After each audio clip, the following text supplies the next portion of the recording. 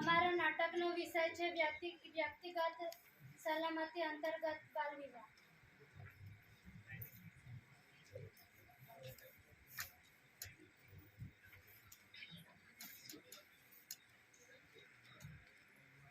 હજુ કેમ આવ્યા નહીં? કેટલી મુશ્કેલથી મેં મારા ઘરવાળાથી છુપાઈને બધી વાત કરી હતી.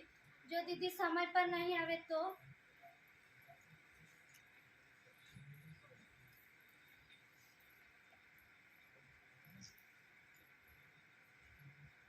મમ્મી તું તો સમજવાની કોશિશ કર. હું માત્ર 12 વર્ષની છું. હજુ ભણવા માંગુ છું. તો તેમાં શું થયું? છોકરી વરસથી નહીં દેખાથી મોટી થાય છે. મને બી તારા પિતાજી આ જ ઉંમરે લાવ્યા હતા.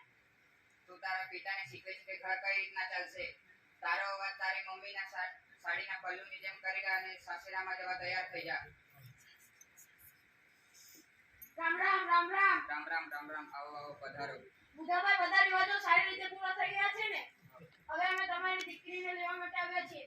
તમારી દીકરીની વિદાય માટે તૈયાર થઈ જાઓ.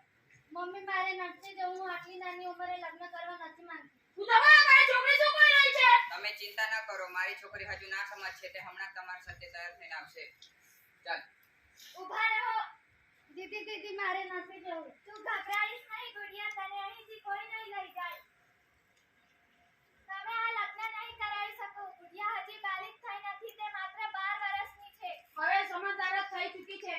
હવે ચાહે તો પણ અહીં રહી શકતી નથી. આ ગુડિયાનું ઘર છે અને અહીં જ રહેશે. પતુ પણ હવે નથી. હવે પછી એના પતિના ઘરે રહેશે. પતિના ઘરે? ગજબ છે ને. લગ્ન થતા જ એક દીકરી આપણાથી પાકી થઈ જાય છે, પણ જે ઘર માટે પાકી થઈ છે તે ઘર ક્યારે પોતાનું બનાવી નથી શકતા. હું તારી આગળ હાથ જોડું. તું તારે સાસરે જા, નહીં તો સમાજમાં અમારી ઇજ્જત નહીં રહે. અમે કઈ રીતે મોઢું ઊંચું કરીને રહીશું? વાહ, કમાલ છે ને.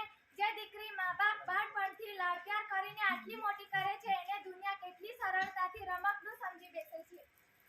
જુઓ તમે, અમારા પરિવારના પ્રશ્નમાં બોલવાની તમને કઈ જરૂર નથી. ઓ શું ખોટું કહ્યું? ગુડિયા હજી ભણવા માંગે છે, કંઈક બનવા માંગે છે. પણ છોકરીઓ તો ઘરમાં સારી લાગે છે. તમારા જેવી ગંદી સમજ રાખવાવાળા માત્ર ગટરમાં જ સારા લાગે છે.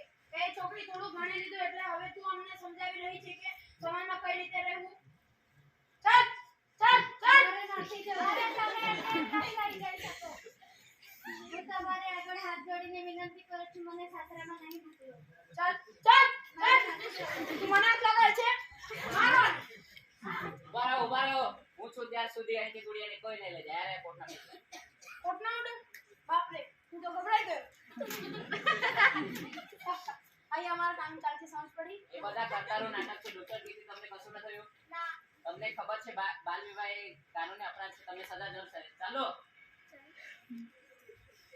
મોડ બંધ રાખો ને. આટલી અહીંયા શાંતિ છે તમને. ચાલો. ગુડિયા, મેં તને કહ્યું હતું કે તને કશું નહીં થાય.